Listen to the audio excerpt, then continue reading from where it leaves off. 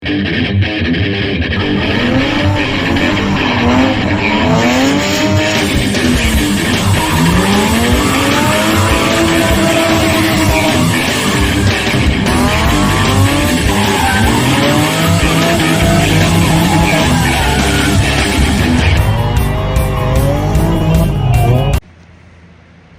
right, so pressure washed the third bay, loaded the Civic, cleaned off the CD009 a little bit, got the IS300 up here.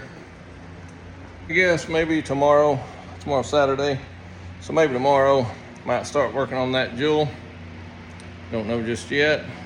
At least got it in, ready to cut the bell housing, ready to pull this stuff, get all that done. I could probably get all that done in one day, maybe.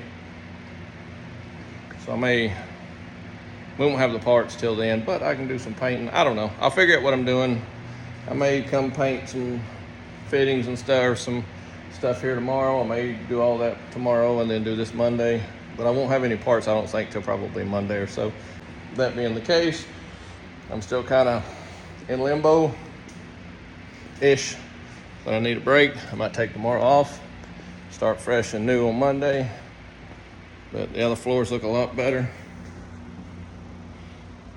This one was the worst, so it didn't clean up as good as the rest. It did okay.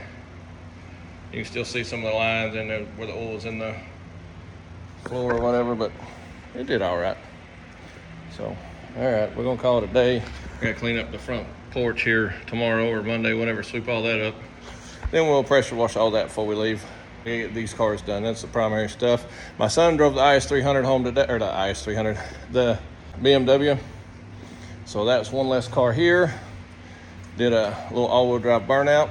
I'll try to put that in there.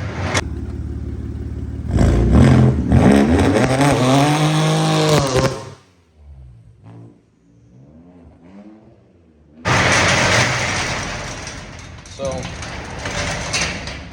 fairly productive day for a Saturday when, you know, my son actually come over and help me move this and help me load that. I still gotta take that home and unload it. And then that jewel will be kind of on hold until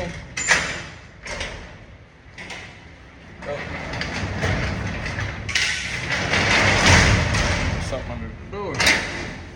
Until, I don't even know what I was talking about.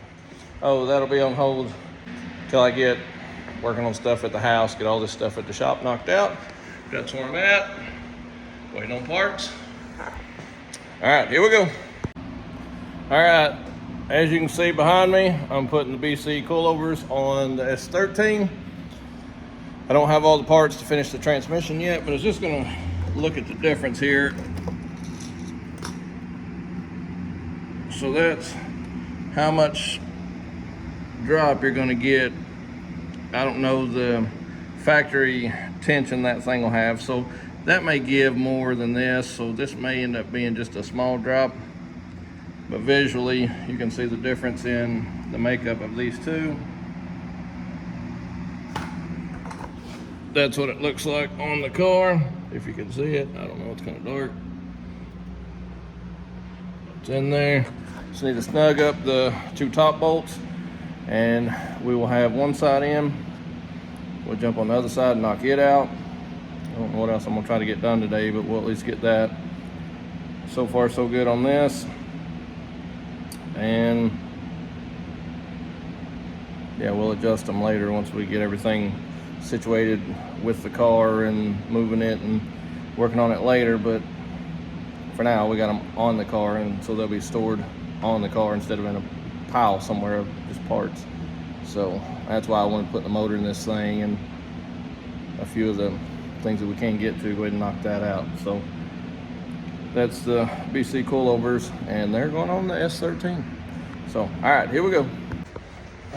All right, so we're going to get an idea of the wheel gap that we're looking at. Now, keep in mind this is jacked up, but still, once we change this, so you're talking turn your hand sideways and probably another half of a hand. So I'd say 8 inches at least or so here, or more.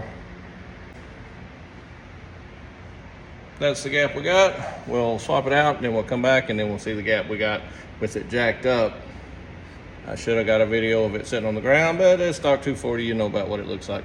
And these are the way they're set. I've not adjusted anything on these BCs, so they may need adjustment from there, but this 100% are untouched. So I'm just literally gonna change out the factory stuff to these and we'll see what we got then. So, all right, here we go.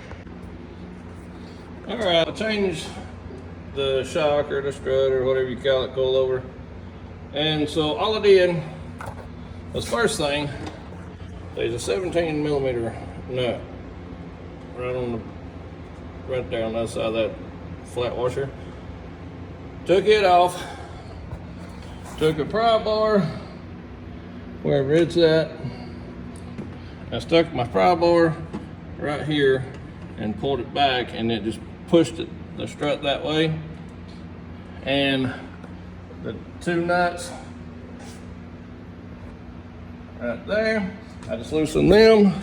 That allowed for the whole shock to fall down through this hole in this upper control arm.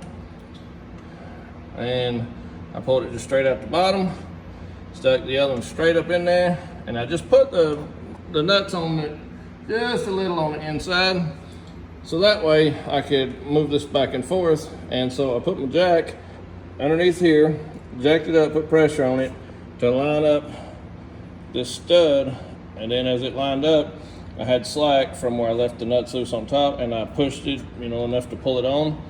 And then when I got it on, I put the nut on it, tightened it up, went up top, tightened those two nuts up, and all the course of that, including taking the wheel off, was literally a 10-minute job. Now, I'm not gonna adjust it, so that might be more involved if I wanted to sit here and fight the ride heights and stuff, but I'm just trying to get them on the car.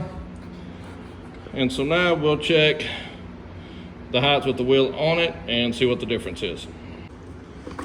All right, so now if you remember, we had probably 8 inches between the tire and that strut, or the tire and the body. So now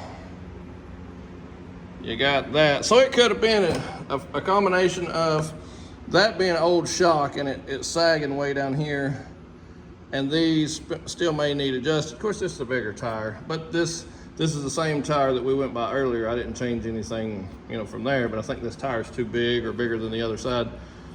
But the same wheel and tire that come off of this side when we looked at it earlier with that gap. And so that definitely changed the ride height. This thing looks like it's cambered, or towed rather, in at the front. So we'll have to do toe adjustments and camber adjustments and all that. We'll have to get all that adjustable parts at some point. But there's a difference in putting a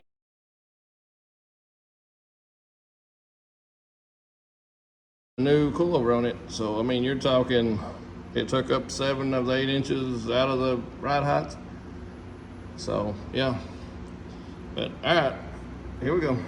I've been tinkering a little bit, just putting some pieces and parts on things just to get it moved. I think I may try to sand that piece and paint it before I do anything as far as moving it, so I can put the hinges on. That'll piece be done.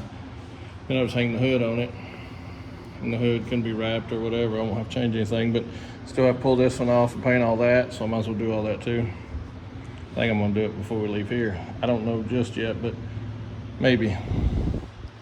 But this is on solid. This one, I gotta find a couple little pieces that bolt that together. I may not be able to, I don't know just yet. I did run the hood latch, put it on so the hood will close, and a couple other things just to get it moved, get it stored. But all right, that's where I'm at. We'll be back tomorrow. I think some of the parts for that will be in tomorrow for the IS300, and if so, we'll get started on that thing so we can get it finished. So all right, here we go. I'm feeling high.